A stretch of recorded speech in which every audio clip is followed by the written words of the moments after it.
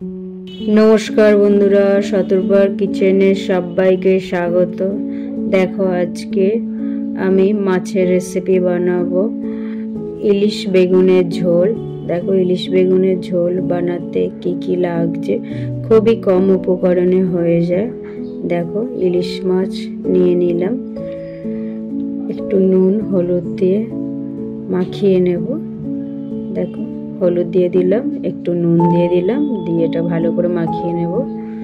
কড়াই বসিয়ে দিলাম, দেখো পরিমাণ মতন তেল দেব। দেখো তেলটা আমার অলমোস্ট গরম হয়ে এসছে। এবার এটাকে আমি ভালো করে একটু নেড়ে চেড়ে নেব। তারপর একে একে মাছগুলোকে আমি দিয়ে দেবো। দেখো একে একে সব মাছগুলোকে আমি দিয়ে ভালো করে এক পিঠটাকে হতে দেব। তারপরে আমি আরও একটা পিঠ উল্টে দেব। দেখো আমি সব দিয়ে দিলাম। এবার দেখো আমার অলমোস্ট এক পিঠ হয়ে গেছে। এবার আমি উল্টে দেব।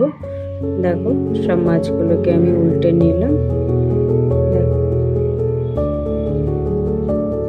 মাছ অলমোস্ট আমার ভাজা হয়ে গেছে।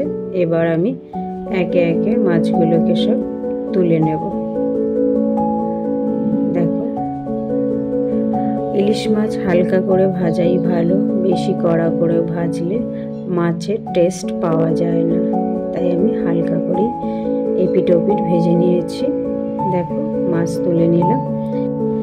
এবার এই কড়াই তেলের মধ্যে দেখো আমি অল্প করে কালো জিরে ফোড়ন দিয়ে, তার মধ্যে লম্বা লম্বা করে বেগুন কেটে রেখেছিলাম, সেটাকে আমি দিয়ে ভালো করে নুন আর একটু হলুদ দিয়ে এটাকে আমি লাল লাল করে ভেজে নেব। দেখো ফার্স্টে আমি একটু নেড়ে নিচ্ছি, তারপর আমি নুন হলুদের মধ্যে অ্যাড করব।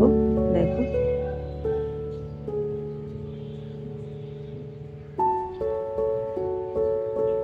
নুন আর একটু হলুদ, দেখো নুন হলুদ অ্যাড করে আমি ভালো করে লাল লাল করে ভেজে নিয়েছি।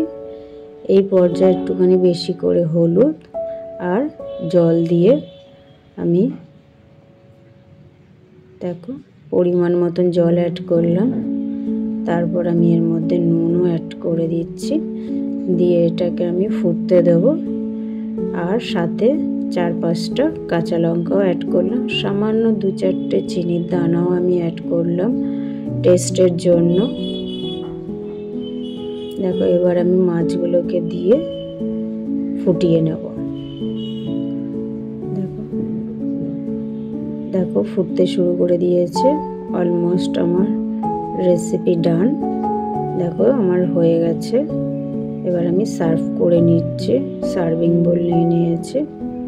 দেখো রেসিপিটা যদি ভালো লাগে বন্ধুরা, তাহলে লাইক করো, শেয়ার করো, সাবস্ক্রাইব করো আর কমেন্ট করতে একদমই ভুলো না যে রেসিপিটা তোমাদের কেমন লাগলো।